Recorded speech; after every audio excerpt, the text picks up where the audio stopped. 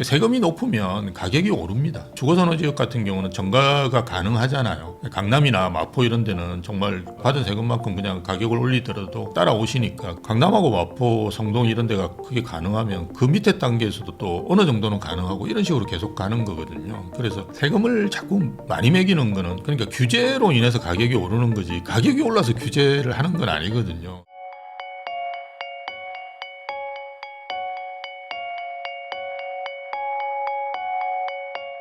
심영석 교수님하고 이야기 나누고 있는데요. 그러면 결국에 지금 이슈는 5월 9일까지 다주택자분들도 어쨌든 팔 수 있게 일종의 좀 퇴로를 좀 열어주는 그거를 그렇죠. 지금 이제 경제부총리도 이제 언급을 했습니다. 예. 그래서 이제 다주택자가 5월 9일까지 계약만 하면 어쨌든 간에 양도세 중간은 안 하겠다. 그리고 이제 세입자가 있어도 팔 수 있게는 해주겠다. 그렇죠. 세입자 계약 기간까지만 지켜줘라. 그리고 실거주 의무를 하게 했습니다. 이렇게 되면 어쨌든 다주택자 분들 입장에서는 어떻게 이게 좋은 거예요, 나쁜 거예요? 이렇게 좀 쉽게 좀 설명해 주시면 좋을 것 같습니다. 유리해진 건가? 그러니까 내가 팔 생각을 가지고 계신 분들 입장에서는 굉장히 유리해졌죠. 왜냐하면 일단 세입자의 허들을 넘을 수 있기 때문에 좋습니다. 팔려고 생각했던 분들 입장에서는 굉장히 호재다라고 봐요. 그래서 뭐 어쨌든 정리를 이번 기회에 하겠다라고 생각하신 분들은 굉장히 좋은 기회가 된 것 같고요. 대신에 이제 살 사람이 무주택자야 되니까 그런 분을 찾기는 쉽지는 않을 거다. 그렇지만 어쨌든 다주택자가 지금 생각하고 계신 분들은 괜찮다. 그런데 만약 나는 생각이 없었는데 이걸 팔아야 될까?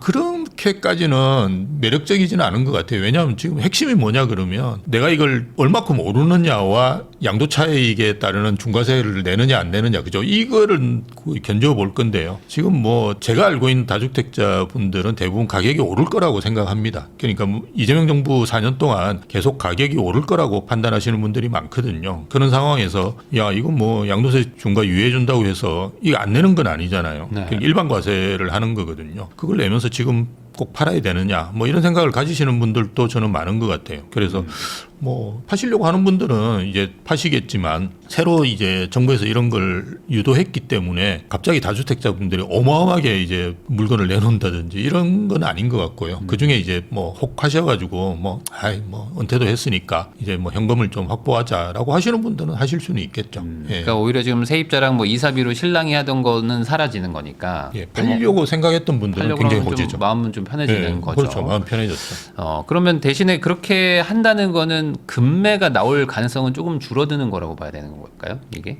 이 상황이 되면? 뭐 그래도 금매는 나오겠죠. 그러니까 호가 대비해서 뭐 1, 2억 낮춘 매물들은 저는 나올 거라고 보는데요. 그 매수자분들의 입장에서 보면 이제 그거를 금매라고 생각 안 하니까 지금 덤벼들지 않는 거거든요.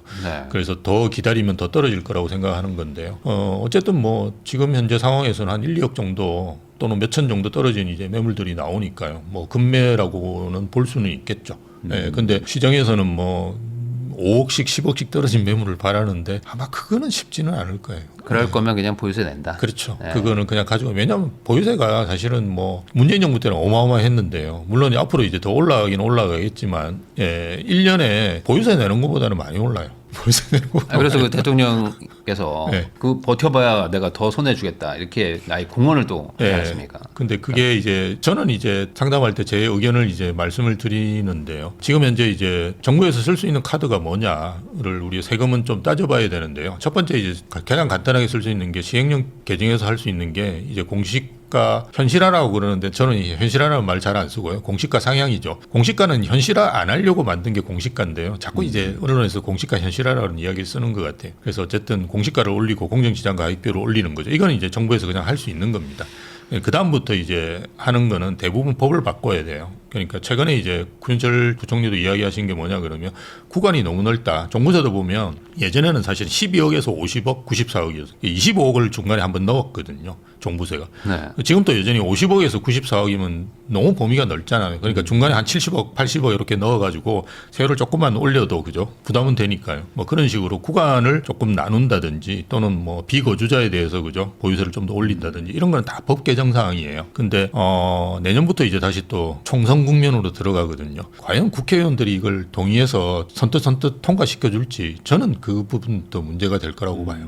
그래서 이제 시장에서는 어느 정도 고가권, 그냥 뭐 마포 정도 들어갈 만한 금액대, 뭐 한 시세 한 25, 30억 때부터 때리지 않겠느냐, 뭐 이런 약간 전략적, 정무적 판단을 막 하는 것 같긴 하거든요. 그러니까 그것도 다 세법상 보면 법을 바꿔야 되는 건데 과연 마포의 국회의원이 동의를 할까요? 어쨌든 지금 뭐 상황 자체가 대통령께서 민주당을 완벽하게 장악하고 있지는 않은 것 같아요.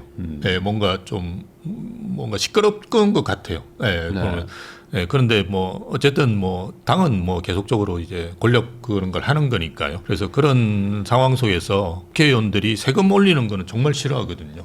특히나 요번에 그 규제 지역 확대된 것도 가장 싫어했던 분들이 여당 국회의원으로 알고 있어요. 서울 외곽 지역에. 이거 뭐 선거 어떻게 하라는 거냐. 뭐 정말 본인들한테는 아니 노도강 이런 데는 사실은 0% 1% 오른 데인데 지금 토호제까지 해서 3종 규제가 그냥 들어갔잖아요.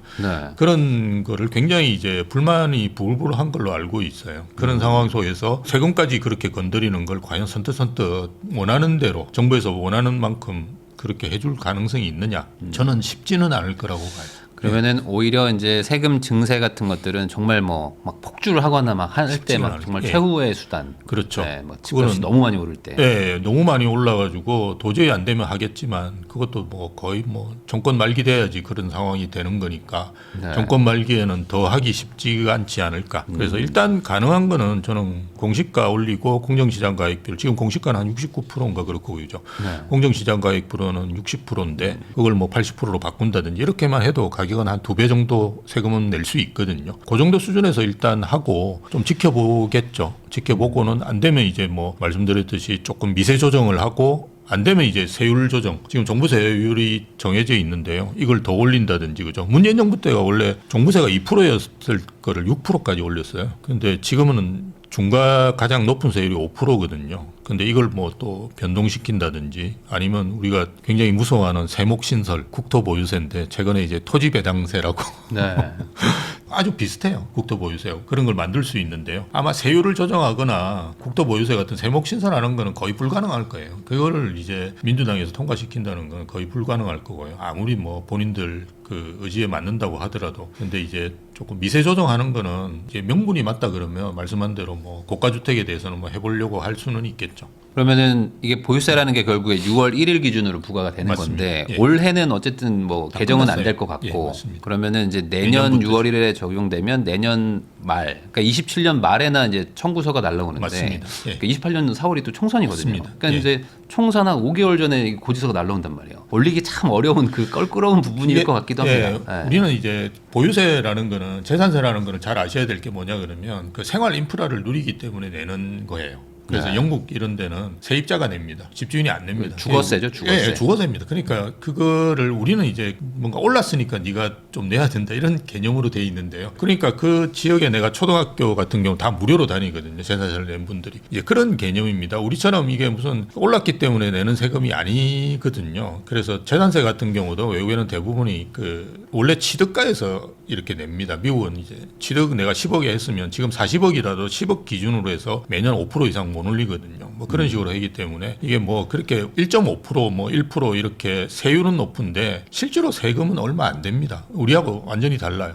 이런 부분들이 저는 완전히 좀 뭔가 바뀌는 좀 뭔가 세율 자체가 좀 개편될 필요가 있는 것이 아닌가라고 봐요. 세제의 어떤 그 설계 자체가 좀 이제는 바뀌어야 된다. 예, 맞습니다. 그 세제는 좀 그러니까 우리나라 가격이 왜 이렇게 많이 오르냐 그러면 경제학에서 이야기하는 정가가 많이 발생하기 때문이거든요. 세금이 높으면 가격이 오릅니다. 그러니까 세금을 이제 주거선호 지역 같은 경우는 정가가 가능하잖아요. 강남이나 마포 이런 데는 정말 그 내가 세금을 그 무의식적으로 내가 받은 세금만큼 그냥 가격을 올리더라도 따라오시니까 그게 가능하면 강남하고 마포, 성동 이런 데가 그게 가능하면 그 밑에 단계에서도 또 어느 정도는 가능하고 이런 식으로 계속 가는 거거든요. 그래서 세금을 자꾸 많이 매기는 거는 그러니까 규제로 인해서 가격이 오르는 거지 가격이 올라서 규제를 하는 건 아니거든요. 경제학에서 완전히 반대되는 이야기들을 하고 계신 거예요. 그러니까 어찌 보면 세금 설계가 이런 사회 구조를 만들고 있는 거이기도 하잖아요. 그렇죠. 우리 그 자본이득세라고 하죠. 캐피털 게인 텍스라고 하는데요.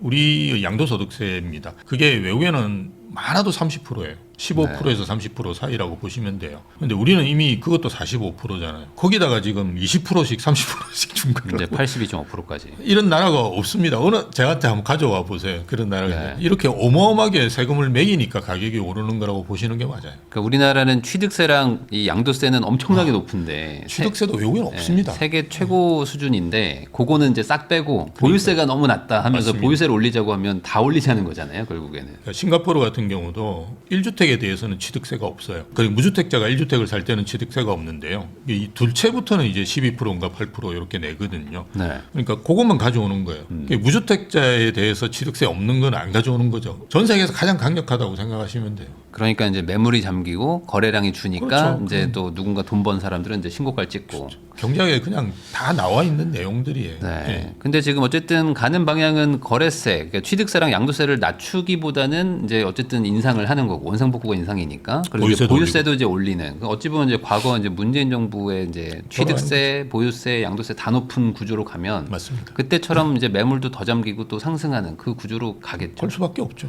문재인 정부 때는 지금보다 훨씬 그 종부세가 높았습니다. 종부세가 높고 잘 아시다시피 그때는 조정 대상 지역이죠. 조정 대상 지역 내 2주택만 있어도 네. 중과가 들어갔어요. 지금은 이제 지역에 상관없이 3주택부터 중과가 들어가는데요. 그리고 아까 말씀드렸지 중과세율이 6%였어요. 2%에서 6%로 확 올려버렸어요. 그때 뭐 몇 억씩 냈던 분들 상당히 많습니다. 그런데도 안 팔았어요. 근데 지금 그렇게 할 수가 없을걸요. 아까 제가 계속 말씀드리겠지만 원래 국회의원들이 세금 올리는 거 싫어하는 이유가 우리는 이제 서울에 있으니까 야, 넌 그래도 집값 올랐으니까 세금 좀 더 내. 이런 이야기를 들으면 그냥 웃고 넘어가잖아요. 지방은 떨어졌거든요. 10억 하는 아파트가 지금 9억 하는데 네. 재산세를 30억 내다 갑자기 50억 내라 그러면 선거하지 말라는 말이거든요, 진짜.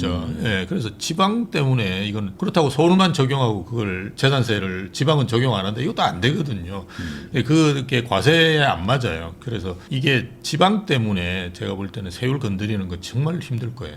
예. 근데 시행령으로 이제 공정시장 가액 비율 좀 원상복구하고 이제 예. 현실화율 하기 시작하면 어차피 전국에 있는 게 모두 다 영향을 받잖아요. 그러니까 그거는 이제 하겠죠, 정부에서. 왜 그 이제 지방선거 끝났으니까 그거는 한번 밀어붙여가지고 해볼 수는 있는데 그 다음부터 이제 분위기는 안 좋아지죠. 지방 같은 경우는 말씀드렸듯이 사실 문재인 정부 끝날 때쯤 저도 이제 갑자기 집값은 좀 떨어진 걸로 알고 있는데 왜 세금은 더 나왔지 이런 때가 있었어요, 1, 2년. 그걸 지방에서는 계속 겪게 되는 거죠. 예, 그러면 만만치 않을 걸요. 예. 네, 그래서 결국에는 사실상 서울 세금인 종부세 쪽에서도 이제 좀 약간 손을 보지 않을까. 뭐 세율이나 뭐 이런 예. 것들. 그거를 이제 저는 이제 쉽지는 않을 거다. 쉽지는 않을 쉽지는 것이다. 않을 거라고 보는데 막판에 몰리면 이제 어떻게 할지 모르는데 막판에 몰릴 때는 아마 내임덕이 생겼을 때이기 때문에 국회의원들이 금방 말씀드린 28년도에 이제 총선을 해야 되거든요. 네. 근데 그 쉬울 문제일까? 그리고 28년 지나고 나면 이제 정말 끝났거든요.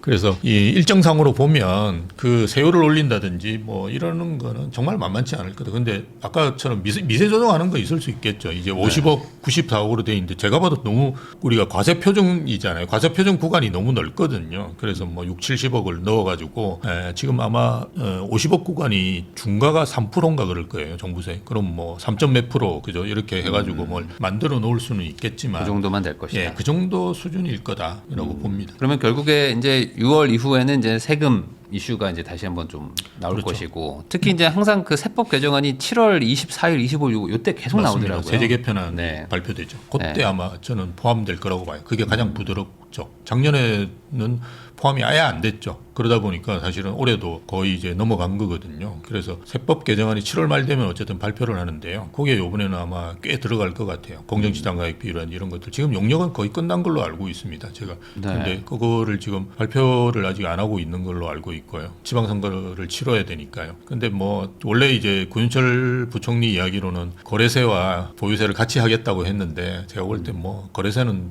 요지부동일 거고요. 보유세만 올라가겠죠. 예. 그러면은 그거 기다리고 있으신 분들, 한 추석쯤 사겠다고 하는 분들이 예상하는 것처럼 뭐 이렇게 막 갑자기 세금 부담이 엄청나게 늘어나서 사람들이 막 던지고 뭐 이런 일들은 일어나지 않을 것이다. 예, 올해는 끝났다니까요. 예, 올해는 끝났고 내년 이제 12월 달에 종부세가 이제 올라가겠죠. 예, 올해는 끝난 거는 아니고 이제 작년에 많이 올랐죠. 송파 이런 데는 지금 뭐 거의 1.5배씩 다 올랐죠. 예, 1.5배 정도 아마 내실 거예요. 그 집값 상승분만큼 정도 내신다고 그냥 생각하시면 되는데 거기다 플러스 이제 말씀드렸던 이제 공시가나 그죠? 공정시장 가액 비율 오른 거로까지 반영하면 한 2배 되겠죠. 그거는 2027년 정도에 내시는 거라고 보시면 될 것 같아요. 네, 이제 과거 같이 또 이제 그러니까 살 때, 보유할 때, 팔 때 세금이 다 증세가 되기 때문에 또 과거 같은 또 그런 모습이 다시 나오지 않을까라고 네, 이제 맞습니다. 전망을 해주셨습니다.